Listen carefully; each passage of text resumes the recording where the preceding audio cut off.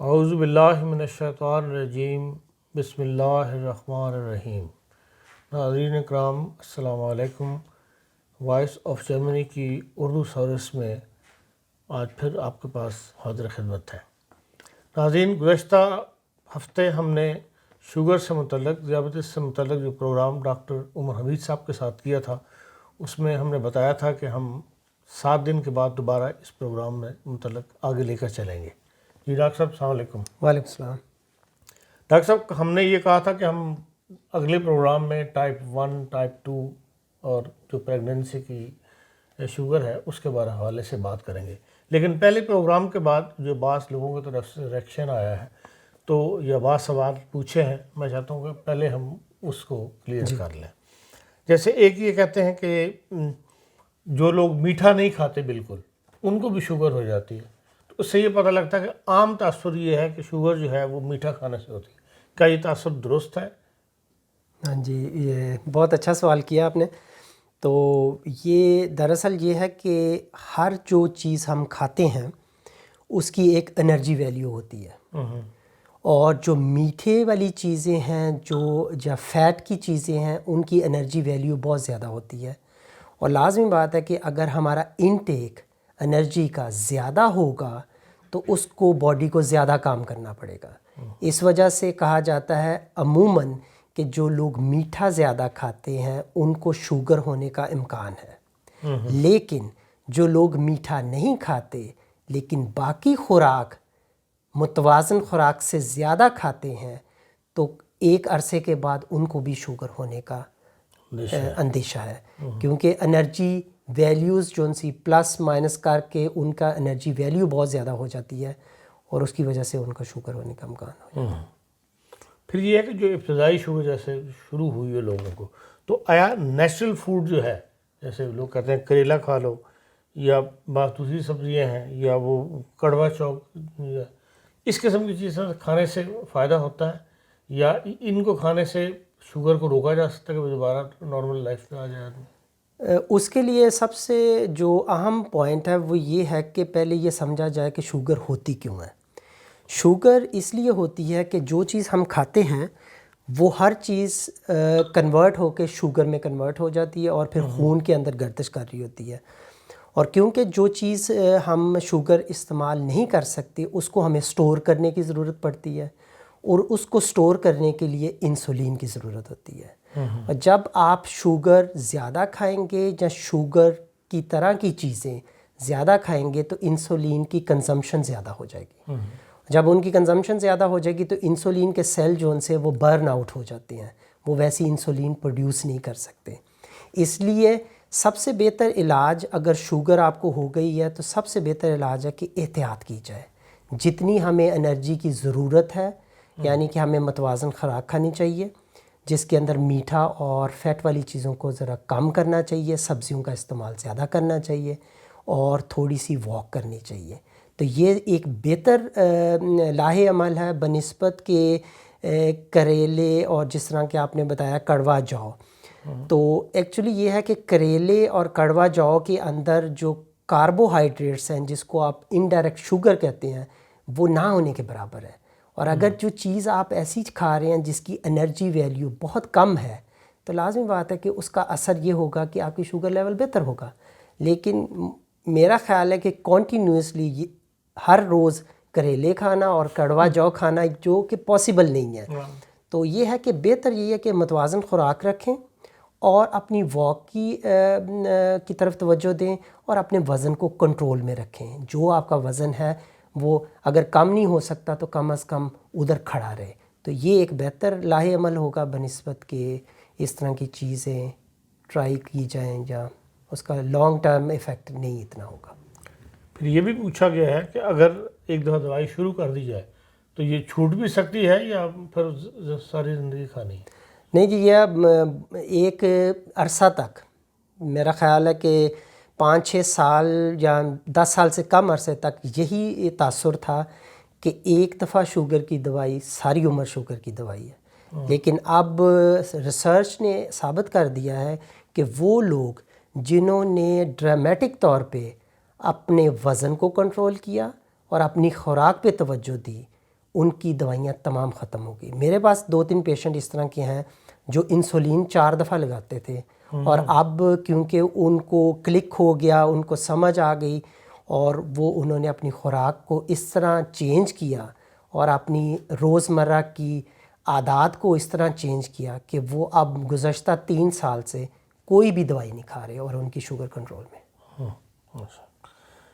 پھر یہ ہے کہ شوگر جو ہے یہ ایک جینیٹک بیماری ہے.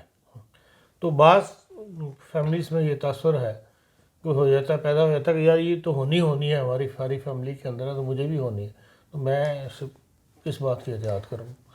تو آیا بچا جا سکتا ہے یا واقعی جینیٹک کو لازمی ہونی ہے یہ بیماری؟ نہیں, جینیٹک یہ جو سا یہ کویسچن ہے, یہ ایک آپ کہہ لیں کہ آپ اس کو یس بھی کہہ سکتے ہیں اور نو بھی کہہ سکتے ہیں, کیونکہ ٹائپ 1 جو ہے وہ عموماً جینیٹیکلی یا انوائرمنٹل فیکٹرز کی وجہ سے یا آؤٹو امیون سسٹم کی خراب ہونے کی وجہ سے ہوتی ہے.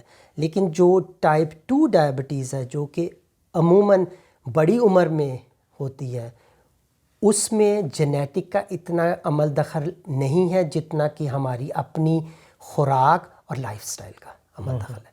دیٹ مینس کہ بھی ٹائپ 2 جون سی ہے وہ ہم اس کے خود ذمہ دار ہیں, اور ٹائپ 1 جو ہے وہ آپ کہہ سکتے ہیں کہ وہ جینیٹیکلی, انوائرمنٹل اور آؤٹو امیون کی وجہ سے ہو سکتی ہے.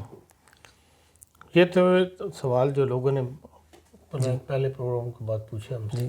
اس کے علاوہ آپ آج کیا گائیڈ کرنا چاہیں گے شوگر کے حوالے سے؟ میں لوگوں کو یہی ٹیک ہوم میسج دینا چاہتا ہوں کہ آپ اپنی ضرورت کے مطابق خوراک کا استعمال کریں, کیونکہ دیکھیں ہر انسان جو ہے وہ ایک دوسرے سے مختلف ہے. حتیٰ کہ ایک ہی گھر کے افراد بہن بھائی ایک طرح کے نہیں ہوتے. اسی طرح ہمارا جو میٹابولزم ہے, جو ہمارا خوراک کو کنزیوم کرنے کا طریقہ ہے وہ بھی ڈیفرنٹ ہے. تو اس لیے آپ اپنی ضرورت کے مطابق خوراک کا استعمال کریں, کوشش کریں کہ کم سے کم کھائیں, کوشش کریں کہ اگر زیادہ کھا لیا ہے تو اس کو ایکسرسائز یا واک سے کے ساتھ کنزیوم کریں تاکہ ہماری باڈی کو زیادہ برڈن یا زیادہ کام نہ کرنا پڑے اور ہمارے باڈی کو زیادہ انسولین پروڈیوس نہ کرنی پڑے, جس کی وجہ سے یہ بیماری پھر ظاہر نہ ہو جائے.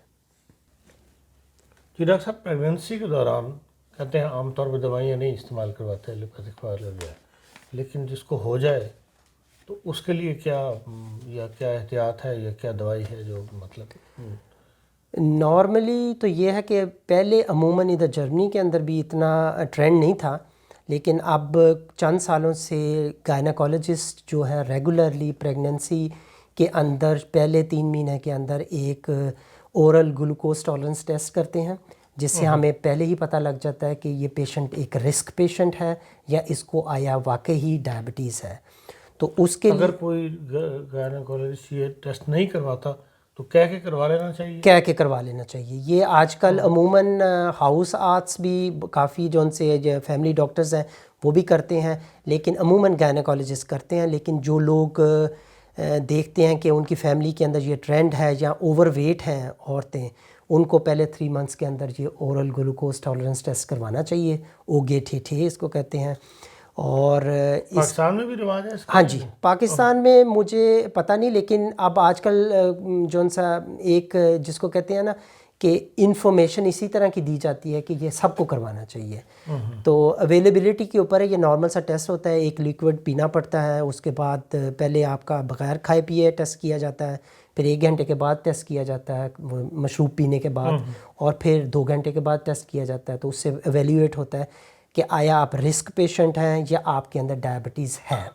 اور اگر آپ کے اندر ڈائبٹیز ہو تو اس کو ریگولرلی ڈائبٹیز کے اسپیشلسٹ کے پاس کنٹرول کرنا چاہیے, اور اگر آپ کو ضرورت وہ محسوس کرے تو اس کی پھر انسولین تھیراپی ہے, جو کہ صرف پریگننسی کے دوران ہم انسولین دیتے ہیں, اور جب پریگننسی ختم ہو جائے تو پھر کنٹرول کرتے ہیں, اور اگر ضرورت عموماً لوگوں کو پھر بعد میں ضرورت نہیں ہوتی تو پھر ان کی دوائی وہ ختم ہو جاتی ہے.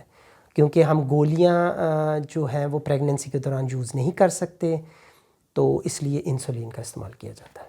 اور یہ ایک بہتر وے ہے، اس لیے کہ اگر آپ کی شوگر لیول زیادہ ہے تو بچے کی گروتھ، اس کا ویٹ اور اس کے جو ان سے آفٹر ایفیکٹ ہیں ڈیورنگ ڈیلیوری، تو وہ کافی کمپلیکیشنز پیدا ہوتی ہیں. اس لیے میں ریکمینڈ ہر عورت کو کرتا ہوں کہ پریگنینسی کے دوران پہلے 3 منتھ کے اندر اپنے گائنیکالوجسٹ سے اس کی بات کرے، اور اگر وہ کر لیتا ہے تو پھر اس کو فالو اپ کیا جائے، ایک ڈائبٹیز کے اسپیشلسٹ کے پاس جایا جائے تاکہ وہ اس کو فالو اپ کرے ٹل ڈلیوری تک. ڈاکٹر صاحب اگر پریگننسی میں عورت کو شوگر ہو جاتی ہے تو اس کا ایفیکٹ اس کے بچے پہ بھی پڑتا ہے؟ جی، یہ ہے کہ ماں کے اوپر تو ایفیکٹ پڑتا ہی پڑتا ہے، لیکن جو بچے کے اوپر ایفیکٹ ہے اس کے اندر یہ ہے کہ جب مدر کو شوگر ہوتی ہے تو جیسا کہ میں نے آگے بھی ذکر کیا تھا کہ انسولین کی یا تو کمی ہوتی ہے یا انسولین ویسے پروڈیوس نہیں ہو رہی ہوتی جتنی کہ چاہیے ہوتی ہے. پھر نیچر نے یہ ایک اسی طرح ہے کہ نیچر جو ہے نا وہ ہر چیز جو سی اپنے ہاتھ میں لے کر اور اس کو آرگنائز کرنے کی کوشش کرتی ہے. تو اس کا نتیجہ یہ نکلتا ہے کہ پھر نیچر کہتی ہے کہ ماں کا جو پنکریاز ہے، لبلبا ہے، انسولین پروڈیوس اتنا نہیں کر رہا، تو پھر وہ کمانڈ دیتی ہے کہ بچے کی گروتھ جلدی ہو تاکہ بچے کا لبلبا وہ جو ڈفرینس ہے انسولین کی پروڈکشن کا وہ ٹیک اوور کرے. تو اس کی وجہ سے بچے کی گروتھ نارمل سے جلدی ہو جاتی ہے، اور وہ جو بچے ایک تو ڈلیوری میں پرابلم پھر کرتے ہیں کیونکہ وہ اوور ویٹ ہوتے ہیں، اور جب وہ اوور ویٹ پیدا ہوں گے تو ان کے جو شوگر ہونے کے چانس ہیں ان کی آگے زندگی کے اندر وہ رسک بہت بڑا ہو جاتا ہے. اس وجہ سے یہ بہت ضروری ہے کہ پریگننسی کے اندر اگر ڈائبٹیز کسی کو ہو تو یا تو وہ اپنی ڈائٹ کے ساتھ کنٹرول کرے، اور اگر ضرورت محسوس ہو تو انسولین کے ساتھ کنٹرول کرے. اور اگر اس کے پاس مناسب یا سفیشینٹ انسولین ہوگی تو وہ پھر بچے کی گروتھ اسی نارمل پروسیس کے تحت ہوگی جیسے کہ قدرت نے اس کو پلان کیا ہوا ہے. اور اگر ہم شوگر کو کنٹرول نہیں کریں گے تو وہ انسولین جو انڈائریکٹ پھر بچے کی گروتھ جلدی ہوگی تاکہ وہ بچہ اتنی انسولین پروڈیوس کر سکے تاکہ وہ جو شوگر کا لیول ہے وہ نارمل رکھا جا سکے.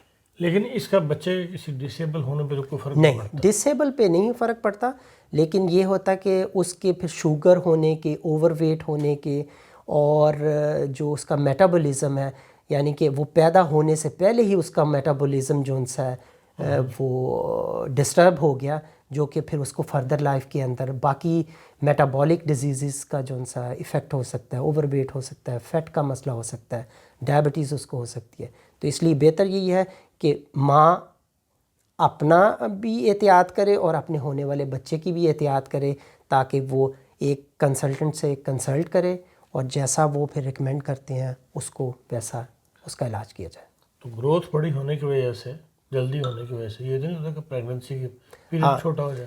پریگننسی جون سی یہ ہے آپ کی پریگننسی شارٹ ٹرم پریگننسی ہو سکتی ہے، ہو سکتا ہے کہ آفٹر 8 منتھ جو ان سے بچے کی ڈلیوری ہو جائے، یا اگر نارمل وہ ٹائم پورا کر لے تو پھر نارمل پروسیس سے اس کی ڈلیوری نہیں ہو سکتی اور عموماً پھر ہمیں آپریشن کر کے بچے کی ڈلیوری کرنی پڑتی ہے.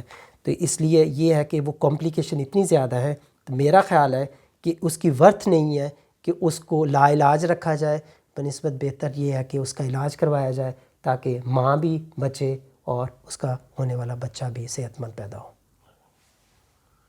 بہت شکریہ ڈاکٹر صاحب آپ کا آج کے پروگرام میں شرکت کرنے کا اور مفید معلومات دینے کا. شکریہ. ابھی یہ آئندہ بھی چلے گا انشاءاللہ، اگلے ہفتے دوبارہ بیٹھے ہوں گے اور اسی ٹاپک کو پھر آگے لے کر چلیں گے انشاءاللہ. ٹھیک ہے. صحیح ناظرین، یہ تھا ہمارا آج کا پروگرام جس میں ہم نے آپ کو پریگننسی شوگر جو ہو جاتی ہے اس کے نقصانات کے حوالے سے آپ کو انفارم کیا، اور نیچرل فوڈ وغیرہ سے جو سوالات پوچھے گئے تھے ان کے جوابات بھی ڈاکٹر صاحب سے ہم نے لیے ہیں. جنہوں نے سوالات پوچھے تھے یقیناً ان کو جواب ان کا مل گیا ہوگا. اس کے ساتھ ہی ہمیں آج کے پروگرام کو ختم کرتے ہیں. اجازت دیجیے، اپنا خیال رکھیے. اللہ حافظ.